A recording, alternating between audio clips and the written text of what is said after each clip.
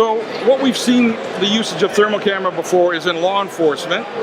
They've used it in law enforcement. They've used it in the construction industry to find holes and leaks in houses. And we're going to apply that same concept to find holes and leaks in the car.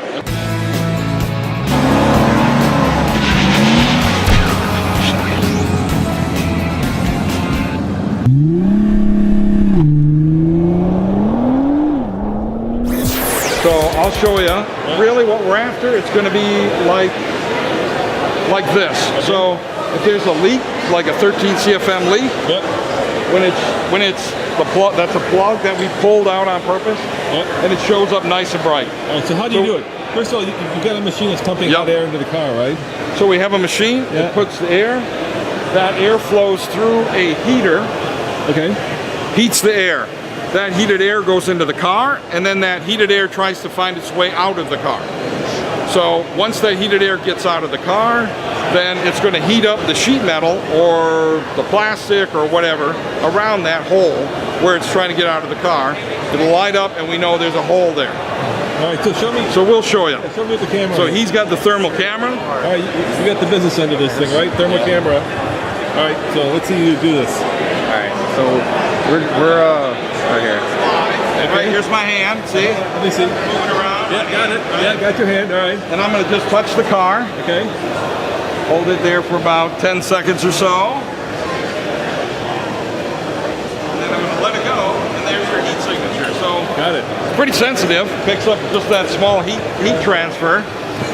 So if we go to the car itself, which one is that?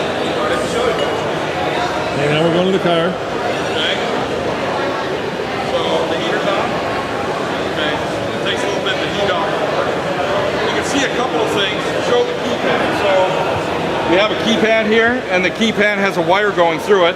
You can see that there's some heat escaping out through here. Then you can see, like right in this area, where he's got the laser pen, that's starting to turn yellow. So if we let it run for like a minute or so, it'll turn more red and then white. But there's definitely something going on right here. So if you want to go ahead and shut that off. Okay. It'll be a very warm car, I bet. Yeah. How hot do you warm it up? 120 degrees Fahrenheit. That is hot, yeah. So here's the panel. They don't come off this easily normally. Right. Yeah. Don't try this at home, you'll break your panel. So we remove the door panel, and you can see here's the hole that exists. This grommet is not installed properly.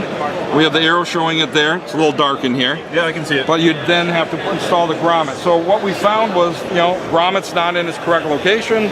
The hot air goes through here, it heats up the outer panel, and then we detect that on the thermal camera. So do you do this on production cars or cars coming off the assembly line or both?